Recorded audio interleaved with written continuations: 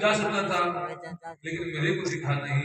अब सुदामा जी जल्दी पहुंचे, नगर के अंदर प्रवेश करते हैं। कुछ बंधु लोग मिले, उनसे पूछा, बंधुओं कि कौन सा नगर है?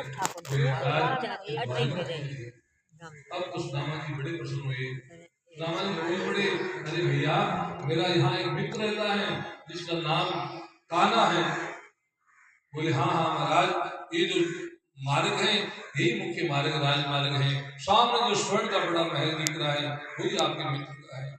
द्वारका वासियों को मालूम है कि जो फटे हार है, जो नंगे हार है, जिनके पहनने के लिए वस्त्र नहीं, खाने के लिए अन्न नहीं, रहने के लिए भवन नहीं, वही हमारे द्वारकाधीश के भगवान के भक्त हुआ करते हैं।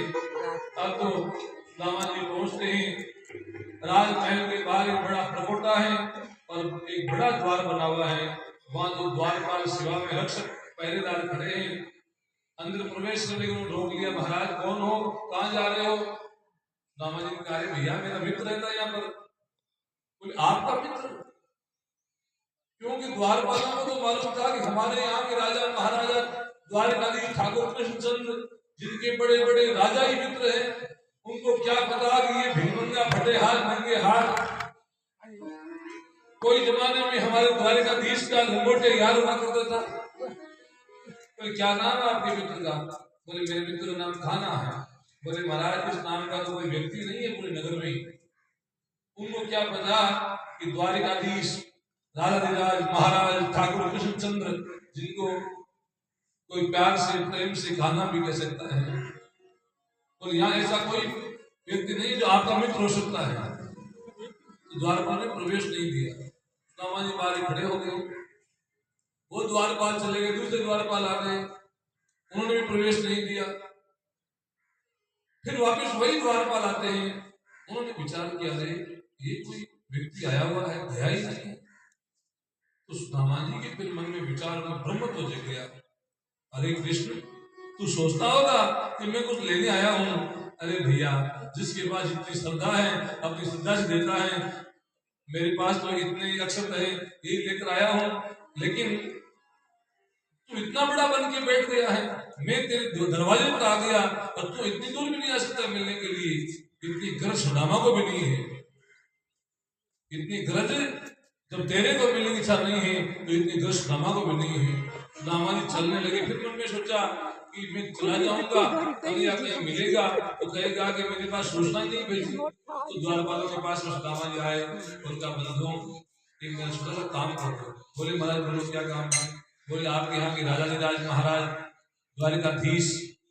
बोले, हाँ, उनसे जाके कह दो एक व्यक्ति आया है, फटे हाल है, न सर पे पगड़ी है, न तन पे जामा है, अपना नाम सुदामा बताया है।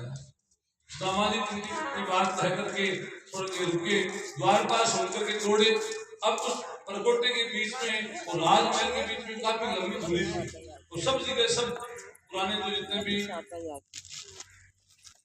गढ़ वगैरह है उनमें इतनी दूरी होती है, क्योंकि सुरक्षा के हिसाब से भी दूरी हुआ करती थी, रक्षा के हिसाब से। तो द्वारपालों को जाने में समय लगा। सुदामा जी ने मन में सोचा कि बेचारे द्वारपाल दौड़ के गए हैं और उनको कन्हैया ने कह दिया है कि मेरा ऐसा कोई मित्र नहीं है, तो वो धीरे धीरे आ रहे हैं। अब वो आकर के मेरे को मना करे, उससे अच्छा है कि मुझे वो चलना चाहिए। सुदामा जी तो वहां नाराज होकर रवाना हो गए। द्वारपाल पहुंच करके द्वारकाधीश सूचना देते हैं, ना सर पे है पगड़ी, ना तन पे है जामा, ना सर पे है पगड़ी, ना तन पे है जामा। बता दो कन्हैया को नाम है सुदामा, बता दो कन्हैया को नाम है सुदामा। तुम एक बार मोहन से जा करके कह दो, तुम एक बार मोहन से जा करके कह दो, मिलने सखा बद नसीबा गया है, मिलने सखा बद नसीबा गया है। अरे द्वारपालो कन्हैया से कह दो, अरे द्वारपालो कन्हैया से कह दो, मिलने सुदामा गरीबा गया है, मिलने सुदामा यार आ गया है। द्वारपाल ने सूचना दी कि द्वारिकाधीश एक ऐसा व्यक्ति आया है और न सर पे पगड़ी है, न तन पे जामा है, नंगे पांव है, अपना नाम सुदामा बताया है। भगवान सभा में बैठे हुए थे, सूचना मिली सुदामा आ गया है। बोले हाँ महाराज। भगवान इतने तेजी से खड़े हुए कि प्रभु का मुकुट गिर पड़ा और झट से सिंहासन से नीचे कूद कर दौड़ने लगे तो भगवान का दुपट्टा भी वहीं सभा में गिर जाता है। सभासद सभा में बैठे हुए लोगों को मालूम नहीं हुआ क्या। द्वारपाल ने ऐसा क्या कहा कि द्वारिकाधीश सभा को छोड़ के भागे और राजमहल के लोग नगरवासी देख रहे हैं कि ये क्या हो गया। जो द्वारिकाधीश बिना छत्र चमर के, बिना रथ हाथी घोड़ों के, जय जयकार बिना नहीं निकलते हैं, आज वो नंगे पांव बिना पगड़ी के, बिना मुकुट के, बिना दुपट्टे के, नंगे बदन दौड़ते जा रहे हैं। सुदामा रुक जाओ, सुदामा रुक जाओ। क्योंकि उनको तो मालूम था कि यदि सुदामा को क्रोध आ गया, नाराज हो गया तो राजी करना मुश्किल हो जाएगा। मुख्य द्वार पर आए, सुदामा जी वहां दिखे नहीं। अब तो भगवान को शंका हो गई, सुदामा कहीं चला तो नहीं गया है। नगर में इस गली में उस गली में दौड़ते भगवान जा रहे हैं। सामने सुदामा दिखाई दिए, दौड़ करके भगवान ने सुदामा जी को गले लगाया। अरे सुदामा ऐसा भी क्या कर रहे हो भैया। सुदामा जी बोल पड़े कि भैया क्या तुम्हारे दरबार में सूचना नहीं थी? क्या तुम नींद में सोया हुआ था?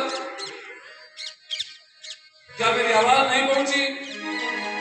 आवाज मेरी पहुंची नहीं क्या? आवाज मेरी पहुंची नहीं क्या? दरबान ने तुमको खबर दी नहीं क्या? दरबान ने तुमको खबर दी नहीं क्या? क्या नींद में तुम सोए मुरारी? क्या नींद में तुम सोए मुरारी?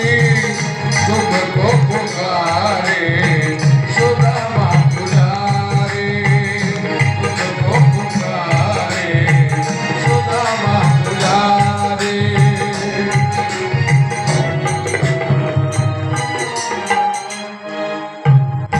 सुदामा ने कहा कि कन्हैया के दरबार में सूचना नहीं थी? क्या तू नींद में सोया हुआ था? क्या मेरी खबर नहीं पहुंची? अरे भैया खबर तो मिल गई मेरी को। सुदामा मेरी भूल हो गई है, तुझे पता है मेरी तो गलतियां तो मेरी आदत है।